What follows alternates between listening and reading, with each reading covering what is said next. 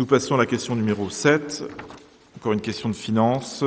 Admission en non-valeur. Donc c'est Hervé Lenné qui rapporte. Vu l'état de produits irrécouvrables dressé par le trésorier, receveur de la ville d'Avranches et portant sur les exercices 2013, 2015, 2016, 2017, vu le Code général des collectivités territoriales et notamment l'article R 2342-4, considérant que toutes les opérations visant à recouvrir ces créances ont été diligentées par le trésorier et receveur de la ville d'Avranches dans les délais légaux et réglementaires, considérant qu'il est désormais certain que ces créances ne pourront plus faire l'objet d'un recouvrement du fait de l'insolvabilité des débiteurs, considérant que dans un souci de bonne gestion, il est inutile de faire figurer un report de sommes qui ne pourront être recouvrées, il est proposé au Conseil municipal, en accord avec la Commission des finances, d'éteindre des créances se chiffrant à 2 553,15 € correspondant à des factures de restauration scolaire. Les crédits nécessaires ont été inscrits au budget primitif 2017, voté le 10 avril 2017, au compte 6 542. Merci.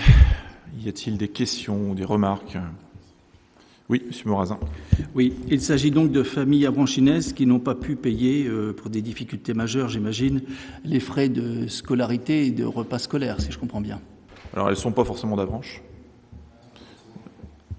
Elles ne sont pas forcément en difficulté. Voilà, vous avez des personnes qui ne payent pas, voilà, qui refusent de payer. On ne pourrait, d'ailleurs, on ne va pas rentrer dans le détail de qui est responsable de ces non-paiements de factures scolaires, mais tous les cas de figure se rencontrent. Donc ce n'est pas nécessairement lié à la situation financière de la famille en question. C'est des familles en difficulté, sûrement, quand même.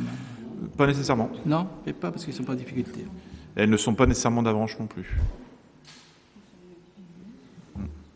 Et les familles qui sont en difficulté font généralement l'objet d'un suivi et d'une aide spécifique, notamment pour les frais de cantine. Le CCAS propose une aide qui est bien connue et qui est utilisée par toutes les familles avranchinaises, quelles que soient les écoles qu'elles fréquentent, d'ailleurs. Émilie. Concernant les impayés, alors là, je vais parler plus dans le cadre de ce que moi je peux connaître. Effectivement, ce ne sont pas que des familles, pas forcément les familles qui ne peuvent pas payer, qui ne payent pas, mais parfois ou des déménagements ou des gens qui sont partis, qui du coup ont oublié de payer leurs factures avant de partir et finalement qu'on ne rattrape jamais. Enfin, il y a plusieurs cas différents et c'est vrai que ça recouvre quand même 4 années. Donc c'est pas c'est pas en une fois que cette créance s'est montée. Voilà.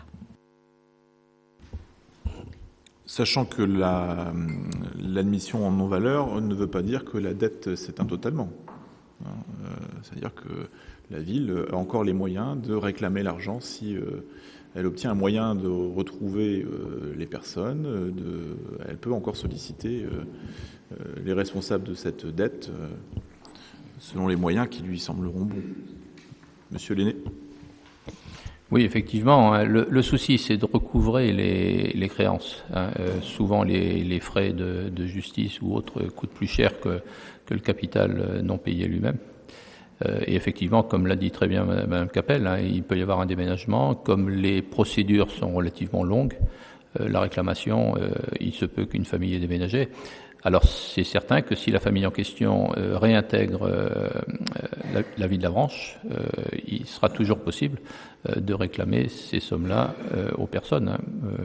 Ça s'est déjà vu, effectivement. Des personnes qui, pendant une période limitée, quittent la ville et reviennent habiter à Avranches. Dans ces cas-là, il est toujours possible de réclamer le montant de la dette. Merci. Y a-t-il d'autres questions ? Je n'en vois pas. Donc je mets aux voix cette question numéro 7. Y a-t-il des votes contre ?